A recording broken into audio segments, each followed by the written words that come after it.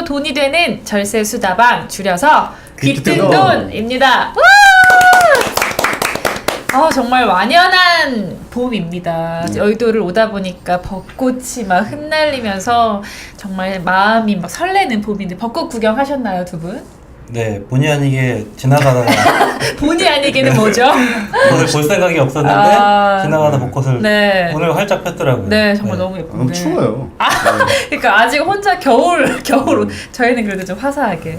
일단 저희 소개를 또 해야겠죠. 저는 귀등돈의 이제 안방 마님이자 다음 달에 출산을 합니다. 네, 뿔뚜기 김성경입니다. 반갑습니다. 네, 안녕하세요. 소비요정 임명기입니다. 닉네임 바꿨습니다. 소비요정으로 이제 정착하시는 걸로. 네. 우리 소비요정. 네, 연기 꿈나무 이상원입니다. 저희 절세극장 계속 그 이제 방송이 되고 있는데, 거기서 아주 맛깔나는 연기를 해주고 계시죠. 막장 남자 주인공 역할을 이제 대부분 소화를 하고 계십니다. 우리 연기 꿈나무분. 그리고 임 기자님은 이제 소비요정으로 이제 당당하게 닉네임을 말씀하셨는데, 이제는 정말 본인의 어떤 취향을 밝히는 거죠. 소비요정에 걸맞게 뭐를 또 지르셨다고 들었는데. 네. 위인전을 샀어요. 그만 좀 지르세요. 아이들 거? 네, 저희까지 질게 아니라 네네네. 이번에 위인전을 샀습니다. 100권짜리 아주 큰 소비를 했고요. 네. 뭐 아이들이 둘이다 보니까 뭐 100권을 사도 언젠가는 다 보겠지 하는 생각으로 네. 사기도 했고, 또 도서구입비는 연말정산에서 또 공제가 되잖아요. 저희가 30%. 소개를 또 해드렸죠. 네, 네. 그걸 받을 수 있으니까 또 됩니다. 저는 연기를 꾸준히 연습하고 있어요. 집에서. 네. 집에서? 네, 정말. 집에서 책을 읽어주면서. 아이한테? 근데 아이들한테 읽어주는 책에 나오는 내용과 저희 절세극장의 연기는 좀 톤이 다른데. 일단 근데 1인 다역을 어떻게 하는지 네, 그런 거 연습 열심히 하고 아이들이 있어요. 집중 잘 하던가요? 지금 요즘에 읽어주는 그 마법 땡땡 천자문 그런 책이 있는데, 거기에 그 출연진이 10명이 넘어요. 그걸 제가 혼자서 다 다른 목소리를 내야 되기 때문에. 동의 아닙니다. 그리고 저희 또 그러니까 지금 이제 유튜브로 보시는 분들은 보이실 텐데, 저희가 이제 영화에서 쓰는 슬레이트라고 하나요? 네, 이런 장비까지 또 구입을 했습니다. 저는 이제 제 근황을 말씀드리면, 저는 이제 임신 9개월 차고 5월 20일이 예정일입니다. 그래서 이제 본의 아니게 이제 출산 휴가라고 표현을 해볼까요? 그래서 그렇게 들어가게 돼서 사실상 이제 오늘 방송이 이제 여러분과 만날 수 있는 좀 마지막 방송이 되지 않을까. 아예 마지막은 아니고, 일단 아기 낳고 또 살 빼서 예쁘게 해서, 원래는 이런 모습이 아니었으니까 더 좋은 모습으로 다시 돌아오겠습니다. 네, 저희가 너무 앞에 근황을 길게 말씀드린 것 같아서 죄송하고요. 오늘 주제 오늘 주제는 그냥 바로 말씀드릴게요. 제일 궁금하실 수 있는 부분이에요. 사실 세금이 나가는 것 중에서 제일 아깝다 하는 부분인데, 증여입니다. 부모가 자식한테 주는 경우 많고, 뭐 부부끼리 주는 경우도 많고, 또 혹은 자녀가 반대로 부모에게 드릴 수도 있고, 근데 이게 다 돈을 줄 때는 세금을 내야 하는 상황이 발생을 합니다. 그러니까 굉장히 이제 사람들이 좀 그걸 아까워하는 부분이 있는 건데, 자, 걱정 없이 증여할 수 있는 방법들 저희가 오늘 아주 쏙쏙 뽑아 보겠습니다. 우리 소비요정 임 기자님께서 증여를 해 보셨다고요? 받으신 건가? 하지는 않았겠죠? 네. 받은 거죠? 벌써 증여를 하면은 지금 국세청에서 보고 계실 수도 있어서 이렇게 뭐 말씀드리기 조심스럽긴 한데, 저는 결혼할 때 뭐 증여란 걸 받은 적은 없습니다. 제 힘으로 다 시작했어요. 확실하십니까? 예, 대단하시다. 그 다음에 제가 그 결혼할 때 받은 거 얘기하려고 했는데, 그러니까 지금 뭐가 되죠? 그러니까요. 근데 그런 적은 있어요. 한 10년 전, 결혼 전에 증여 문제로 한번 설레었던 적이 있어요. 거의 저희 집안의 뭐 종중 땅이 아파트가 생긴다고 그랬어요. 대박. 보상. 땅에 아파트가 들어오는 거죠? 땅에 아파트. 그러니까 거기를 보상을 받아야 되는데, 그 자산 가치를 제가 문서를 봤는데 200억. 있는 집안이네. 국세청에서 보고 있어요. 있는 게 아니라 국세청에 보고 있어요. 괜찮아요. 괜찮은데 아직 증여가 안 됐습니다. 왜죠? 그게 이제 종중 계신 분들이 너무 많아가지고 저희는 저희 직계만 몇 명 받고 그러면 저희한테만 50억 떨어질 줄 알았는데 아니더라고요. 이게 그래서 괜히 그냥 헛꿈만 꾼게 됐는데 지금도 증여 분쟁을 하고 있고 이제 기대를 접었습니다. 제 돈이 아닌 걸로. 집안 분쟁만 생겼는데 집안만 아주 시끄러워졌어요. 그래도 200억이기 때문에 이거는 어떻게 될지 모르는 거니까 못 받을 것 같아요. 네, 기대 안 하려고요. 그렇군요. 우리 이 기자님은 증여 저는 경험 있으십니까? 당연히 준 적은 없고요. 네네, 안타깝지만. 네. 뭐 짜잘한 거는 있을 수 있겠지만 어쨌든 뭐 세금이 나올 만한 규모는 없었던 것 같고 저희가 결혼할 때 사실 결혼할 때가 아니죠. 제가 이제 졸업하고 처음 이제 그 자취방을 저는 뭐 시골 출신이라 자취방을 구하는데 옥탑방이었어요. 옥탑방인데 거기도 전세여가지고 한 1,000만 원 정도를 저희 어머님을 통해서 좀 융통을 했는데 그거를 어떻게 보면은 이제 뭐 10몇 년도 훨씬 더 된 한 20년 전이죠. 갚지는 않았어요. 엄마가 예전에 한번 얘기하시긴 하더라고요. 너 그때 그거 왜 안 갚냐? 그런 얘기 하시긴 하셨는데 제가 입을 좀 싹 닫고 안 갚고 있었는데 그거가 아마 증여로 따질 수 있지 않았을까. 그렇죠? 1,000만 원. 뭐 공제가 또 있으니까 세금은 없었을 것 같긴 한데 일단 뭐 10년 지난 얘기만 일단 할 수 있는 거예요 지금. 그러니까 맘 편하게 하는 거 보니까 이제 다 지난 얘기고. 네, 지난 얘기. 지금 민감한 큰 금액에 최근에 이런 얘기 안 하시는 것 같고요. 결혼할 때도 조금 빌린 그 집을 저희가 대출 받아서 은행 대출로도 모자라서. 그렇죠. 요즘에 또 이제 좀 친척들한테 빌린 게 있는데 그거는 제가 꼬박꼬박 이자도 내주고 나중에 갚았어요. 그런 걸 다 남겨 놓으셨나요? 이제 어쨌든 이자가 계좌이체로 자동이체로 현명하시네요. 드렸으니까. 그런 게 필요하다고 하죠. 이제 그런 거에 대해서 저희가 오늘 잘 말씀드릴게요. 사용증 이런 건 안 썼었어요. 사실 금액이 어떠냐에 상관없지만 아마 큰 금액을 빌릴 경우에는 차용증 이런 걸 써놓으시는 게 안전하다고 들었는데 오늘 좀 뭐 자세히 얘기해 볼게요. 저 같은 경우도 이제 최근에 어떤 증여 비스무리한 것은 굳이 얘기 안 하는 게 좋을 것 같고 없었습니다. 없었고요. 아무래도 결혼할 때 저도 이제 결혼한 지 얼마 안 됐기 때문에 결혼할 때 아무래도 부모님 도움을 많이 받았던 것 같아요. 혼수라든지 뭐 이런 것들. 근데 과연 이런 것도 다 증여가 될지 갑자기 궁금해지는데 그런 부분에 대해서 오늘 두 기자분과 한번 얘기를 나눠볼게요. 사실 증여 자신 있게 지금 뭐 얼마를 받았습니다 이렇게 말을 못하는 것도 세금이 붙으니까 내가 지금 혹시나 세금을 추징 당하지 않을까 이런 생각도 드는 건데 궁금해요. 이게 진짜로 증여세라는 게 몇 %, 뭐 얼마나 내는 거예요 이게? 네, 증여세 이 계산 그 구조는 굉장히 간단한 방식입니다. 그 과세 표준, 그러니까 증여 받는 금액에서 공제하는 금액을 빼고 난 그 과세 표준이라고 해요. 근데 그게 이제 뭐 1억 원이라고 치면 10% 세율이 붙습니다. 1억 원에 10%. 그러면 1억을 받으면 거의 한 1,000만 원 내는 거죠. 증여 금액이 커지면 세율은 계속 또 올라가요. 5억 이하는 20%, 10억 이하는 30%, 30억 이하는 40%, 30억 넘으면 50%, 50%까지 이제 아주 재벌 이런 분들은 50% 상속세를 내는 거죠. 증여세. 증여세. 50% 증여세면 진짜 큰 거 아닙니까? 절반은 주는 돈의 반을 세금으로 그래서 막 숨기려고 막 이렇게 그렇죠. 그렇게 되고 가족끼리 증여를 받으면 그래도 가족이니까 좀 줄 수도 있잖아요.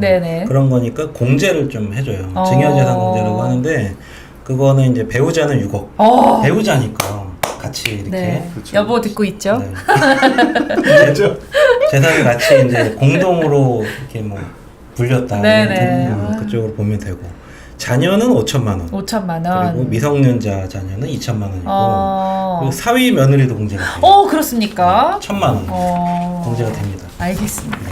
자, 미성년자 자녀는 2천만 원까지 공제가 되고 성인인 자녀는 5천만 원까지 공제가 되면은 이게 그냥 막 계속 되는 건 아니고 기간이 있는 거죠.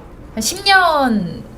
그렇죠. 인가요? 그래서 저희 세무 전문가들이나 자산가들 사이에서는 이 10년 주기 무상 증여 플랜. 그때마다 한 번씩 계속 주는 게 공제를 최대한으로 활용하는 거죠. 그렇죠. 그러니까 미성년자는 2천만 원, 그다음에 성년인 자녀는 5천만 원. 이런 게 있으니까 뭐 예를 들어서 태어나자마자 2천만 원 줬다. 그다음에 10년 뒤 10살 때 또 미성년이니까 또 2천만 원. 네. 그다음에 10년 뒤에 20살 때 이제 5천만 원 줄 수 있죠. 그다음에 장가 가기 전에 30살에 또 5천만 원 줄 수 있죠. 그러면 1억 4천만 원을 세금 한 푼도 없이 줄 수 있는 거죠. 그러니까 이거를 계획대로만 잘 한다면. 네. 10년 주기 절세 플랜이라고 부른다면서요. 그러니까 그렇죠. 자산가들 분들께서는 이미 태어나는 순간부터 네.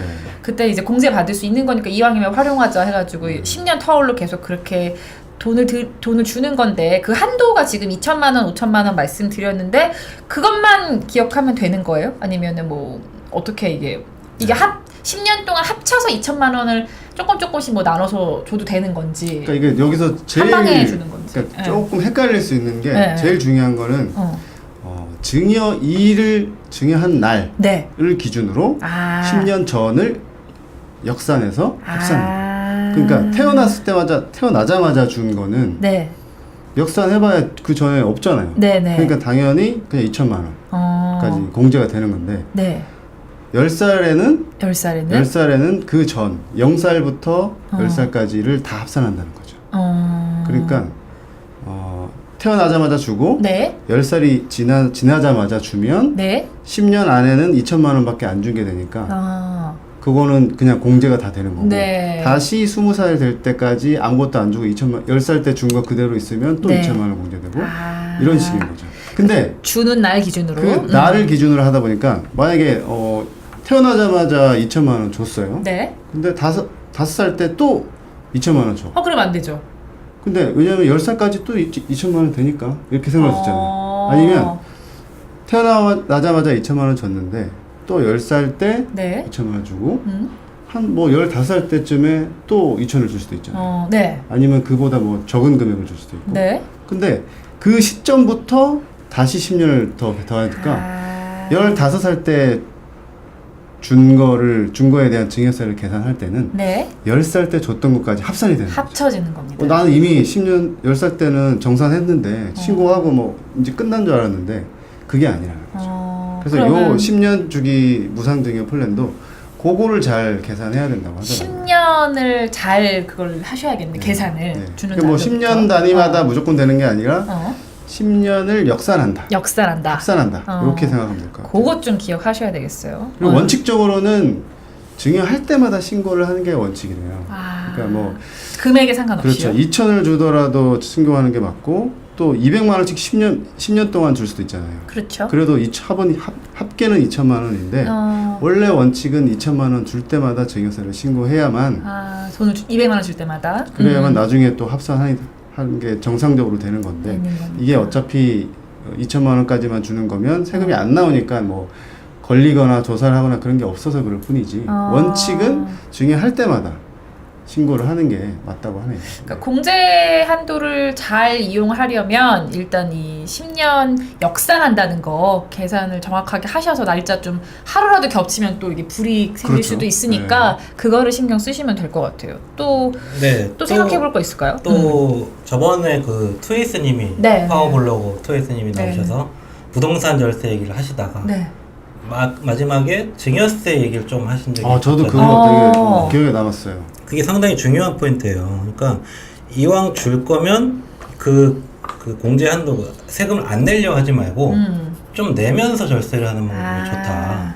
안 내려고 그러면 5천만 원, 2천만 원 딱 맞춰야 되잖아요. 너무 적잖아요. 그런데 한 1억씩, 2억씩 좀 물려줘야 뭘 종잣돈이 생기고 뭐 집도 사고 이럴 텐데 그런 게 있어서 최소 구간이 나오도록 이렇게 설계를 해보는 거예요. 네. 저희가 그걸 한번 계산을 해봤거든요. 최소 그러니까 2천만 원, 5천만 원까지는 세금을 안 내지만 어차피 줄 수 있을 때 여기까지 돈을 더 얹어 줬을 때 세금을 최소한으로 낸다 이 소리인 거죠. 가장 낮은 세금으로 줄 수 있는. 그러니까 가장 돈을 많이 주면서 세금은 가장 조금 내는 그 구간 알려주시죠. 아까 그 처음에 그 말씀드렸는데 증여세 50%까지 되잖아요. 네. 30%, 40%, 50%는 너무 커요, 너무 큰데 한 10% 정도에다 맞추는 거예요. 그 정도로? 네, 10%에 맞추려면은 10%는 과세표준이 1억이죠. 네. 1억이니까 성인 자녀는 5천만 원 공제니까 1억 5천을 물려주면 정확히 과세표준이 1억이 되죠. 공제를 빼고 나면. 그러네요. 그러면 1억에 대해서는 제일 적은 세율이 10%가 적용이 돼요. 네. 그러면 1천만 원밖에 안 되는 거죠. 네. 여길 넘어가면 이제 20%가 들어가는데 네. 10%까지만 1천만 원을 공제를 하고 또 신고세액 공제라 그래서 자진 신고. 깎아주죠. 네. 네. 신고하면 3%. 그럼 970이죠. 1000이면 970 내는 거니까 1억 5천을 자녀한테 증여를 할 때 970만 원만 내면 되는 거예요. 그게 최소예요. 와. 괜찮네. 1억 5천을 그렇죠. 줬는데 970 정도. 합법적으로 당당하게 신고하고. 그건 내가 합법적으로 어느 정도 그 정도는 내고 할 수 있다. 네. 그렇게 이제 신고를 하는 거고 미성년자는 이제 2천만 원 공제니까 네. 그러면 최적의 금액은 1억 2천이 되겠죠. 사위 며느리는 1억 1천이 되는 거고요. 1억 1천. 네. 네. 그렇게 되고 10%가 아니라 좀 더 재산이 많다. 세금 더 내겠다. 네, 한 4, 50% 원래 내야 되는 분들 이런 분들은 한 20%까지도 낼 수 있지 않느냐. 그렇죠. 반 줄이는 거죠. 그렇죠. 네. 네. 그래도 절세가 되니까 하는데 이런 것들도 잘 분배를 이제 자녀들 많고 뭐 이러면은 가족들한테 10% 20% 수준에서 증여를 끝낼 수 있다고 합니다. 현명하네요. 부럽네요. 20%까지도 감당할 수 있는 네. 거니까. 원래는 50% 내야 되는 분들이니까. 뭐 저는 2천도 뭐 딱 2천, 5천 채우는 것도 나쁘진 않다.